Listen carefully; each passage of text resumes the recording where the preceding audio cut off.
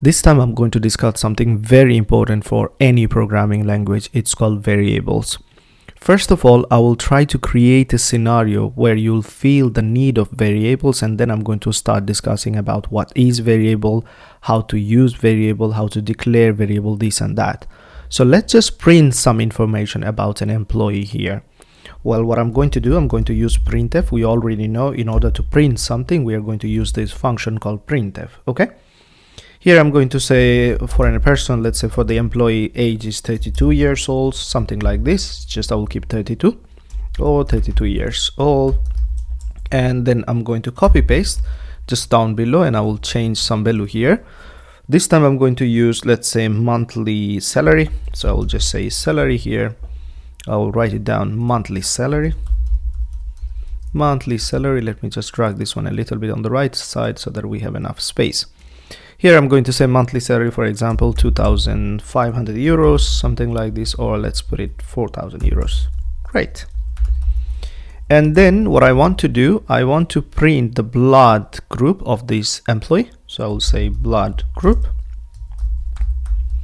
I will say here, for an example, A positive, something like this, A plus, or just I will keep A.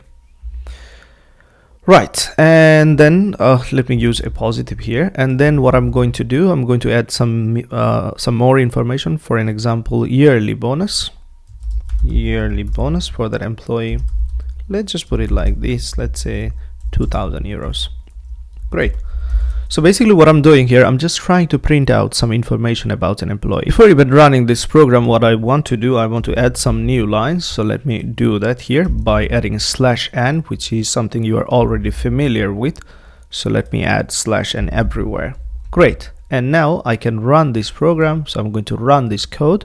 Let's see what happened. I can see age 32 years old, monthly salary, blood group, yearly bonus. Everything looks completely fine here. Now think about a scenario where you want to change the age of this employee, or where you want to change the monthly salary. Now I can copy and paste everything, and I can create more important scenario here, like what I'm going to talk about here. So you can see I have few information about an employee here. And now I want to change employee's age here. So in this case, I have to come here and change. I have to come here and change. For an example, if I want to change the monthly salary, then I have to go here, then I have to go here as well. So you can see we have to go in many places if we want to change something, which is not something very cool here. And on the other hand, probably you wanted to add the monthly salary with the yearly bonus just to know how much total amount that employee is receiving in the end of the year. So now how you're going to do that, because right now they are separated. This 4,000 is somewhere, 2,000 is somewhere, and you cannot add them just like this. So here we are feeling the need of variables. If I would store this thing in somewhere, for an example, let me show you what do I mean by variable. Variable is just a name where we can store some data. So for an example, if I would say age is a variable, and if I would store this 32 inside this age, now if I would use age here and age here, so then what would it look like? Just trying to give you the example. So let's say if I would use age here and age here now, so what is your immediate thought is if I change any value here, then it will reflect the changes everywhere. So that's the need of the variable. Let me just bring you the actual idea of the variable right now, because you already get the idea why do you need variable. So if you want to manipulate your data, you need variable. If you want to make the changes happen everywhere, then you need the variable. So whenever you are dealing with any data, you should use a variable. Now let's learn more about variables. Here I'm going to give you some examples. I'm going to give you some ideas how to declare variables, what is the right way to declare variables, this and that. Let's try to learn. First of all, let's think about this. I'm trying to store someone's age. So age is a number. Here for an example, I'm trying to store this 32 inside a variable. Now what is a variable? Variable is just a name where you can store the data. So here I'm going to name the variable as age. Now there are some rules to name the variable. It's not like you can do whatever you want. So we are going to talk about the variable naming validation, or how you can choose a variable which is valid in C program. Now what you can use, now here we are talking about valid variables, by the way. So when you are naming a variable, you can use letters. So you can use uppercase, lowercase, doesn't matter here. You can use any letters from A to Z. You can use digits, which is completely fine. You can use digits inside your variable. So you could say age 2, the name of the variable, like this, which is completely fine. There is nothing wrong with that. You can also use underscore and dollar. So these are few things you can use when you are defining your variable. So you want to store something inside variable, this is your variable name. You can use letters, digits, underscore and dollar when you are naming the variable. But anything other than this you cannot use. So what do I mean by this? If someone say, okay, I have a variable name called @age and I want to store something, this is not a valid variable. Same goes like this. For an example, if somebody say, hey, I want to create a variable called age underscore, not underscore, this time I'm saying hyphen. By the way, hyphen is not allowed. But if somebody use underscore, then it's a complete valid variable. So remember, these are valid characters, so these are valid things that you can use when you are creating your variables. The second rule is here, you cannot leave space between variable names. So for an example, you wanted to create a variable called age. First you are using A, and then you are leaving some space, and then you are saying GE. So there are some blank space. This is not a valid variable. You cannot leave blank space. Well, you could add underscore that will fill up this gap, and now it's a completely valid variable. It's not invalid anymore. Now what was the rules? You cannot leave space when you are naming the variable. The third thing is very important thing is that you cannot use the keywords that you have already learned as a variable name. Now we know that integer is a keyword. Already I talked about this. This integer is a keyword, return is a keyword. There are a lot of keywords available in C programming. You cannot use them as variable. So what do I mean by that? Let's say you are saying I want to create a variable called integer and I want to store some data there. Let's say you want to store 30. This is not valid. Why? Because integer is a keyword. But if I would write it like this with the capital I, now this is not valid, this is not keyword anymore. So in this case, well, it's a valid variable because this one is not keyword. Keywords are, all of them are in a small letter. You remember that for sure. So now this time, this one is a valid variable. So there are a few things that we are talking here. I'm going to just write it down for you. First of all, you can use letters. You can use letters when you're naming variables. Then second thing, so this is your first thing, you can use letters, which is completely valid. You can use digits, so use digits, completely valid. From 0 to 9 you can use any digits when you are naming your variable. Then third thing is you can use two special character, underscore, which is this one, and you can use dollar. But dollar is something I will tell you to avoid. Well, this is not a good practice, so I'm sure you're not going to use dollar. Of course you can use, but this is not a good practice.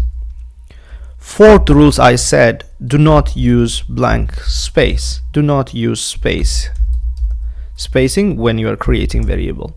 And then what I said, do not use keyword as a variable. Keywords as variables. Variables name. Now these naming are very important. Later on you are going to create function, array, this and that, but the same rule will be applied for the naming everywhere. We want to name the variable and there are some rules for naming. That's what we are trying to understand here. Now sixth important thing, I will say, yes, you can use digit, but you cannot start with digits. I will add that rule here. You cannot start the name of the variable with digits. Of course you can use digits in your variable, but you cannot start. That's the exception here. The variable name, you cannot start with digits.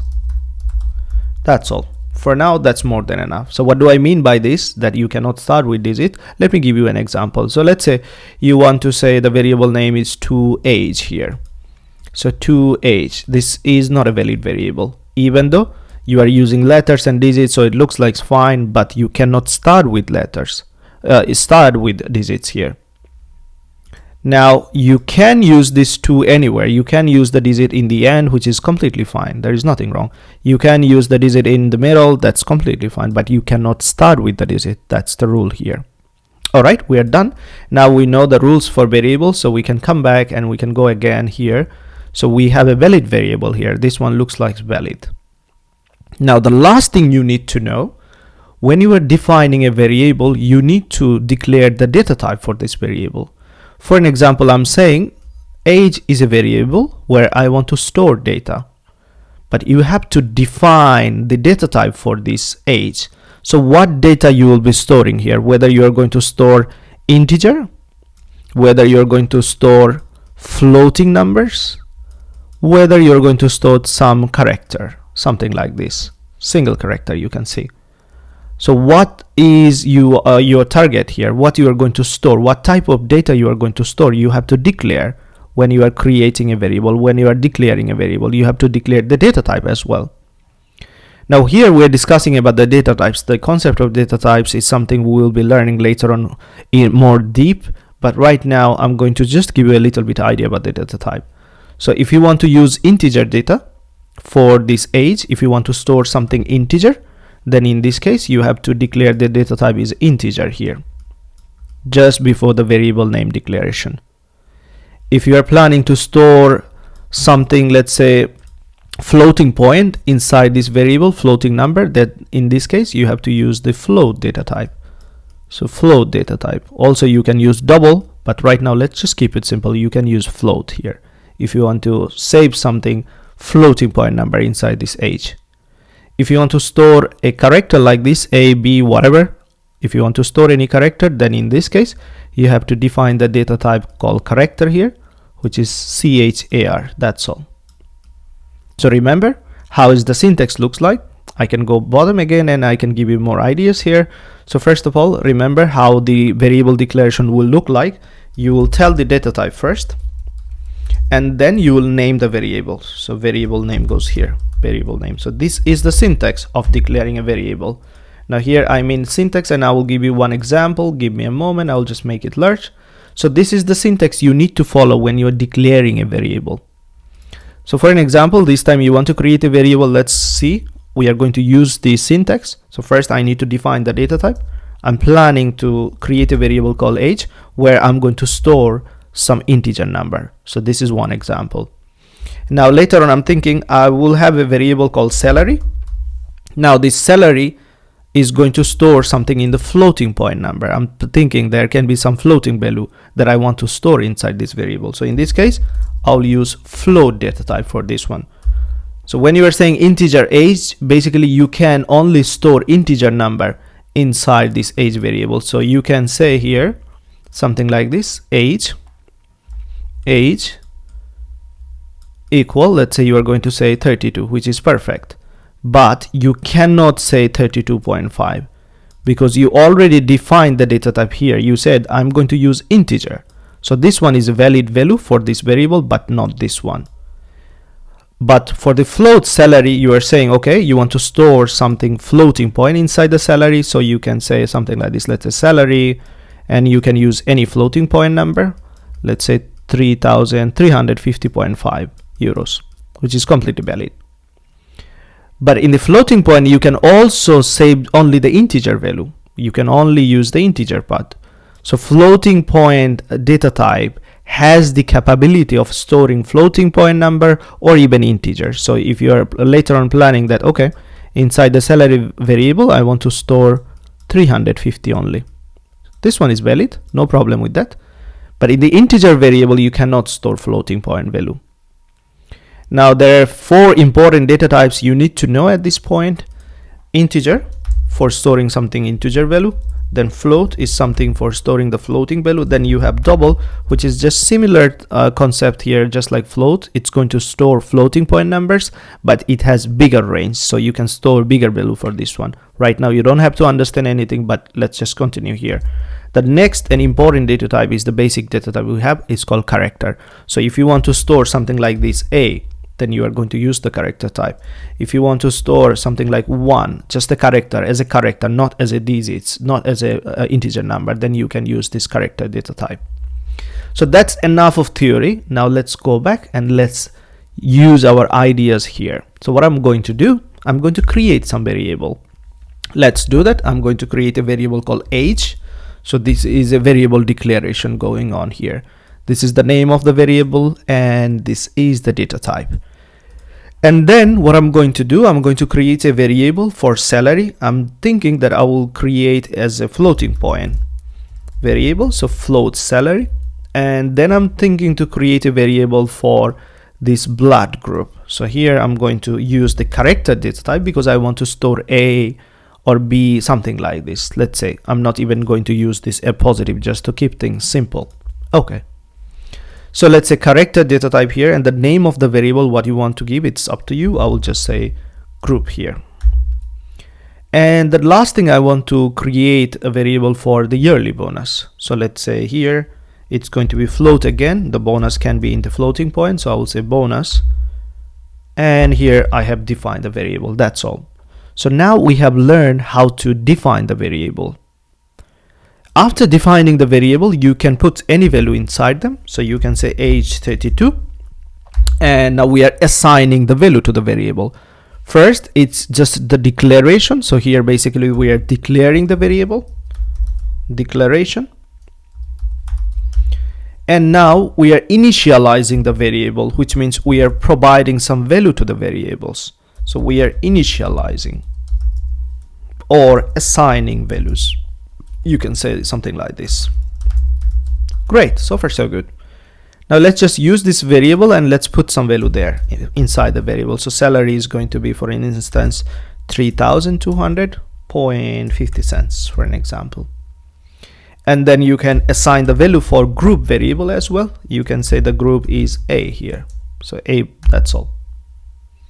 Remember, you can only store one character. When you are saying character data type, you can only store one character. You cannot say A plus because these are two characters at this moment.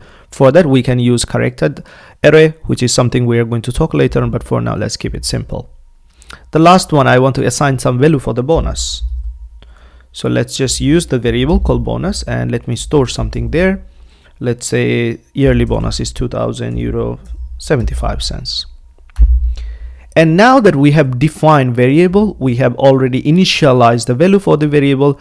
I can use variable everywhere instead of the static value that we provided. So I can use age here, I can use the salary variable here, I can use the yearly bonus here, I can use the group here. And if I use all those variables everywhere, and if I make any changes here, it will reflect the changes everywhere. Now let me talk about now how can you print this variable. You have the value inside the variable, but how to use them here. How can you print the age here? How can you print the salary here? How can you print the variable group here? This is something you are going to learn now.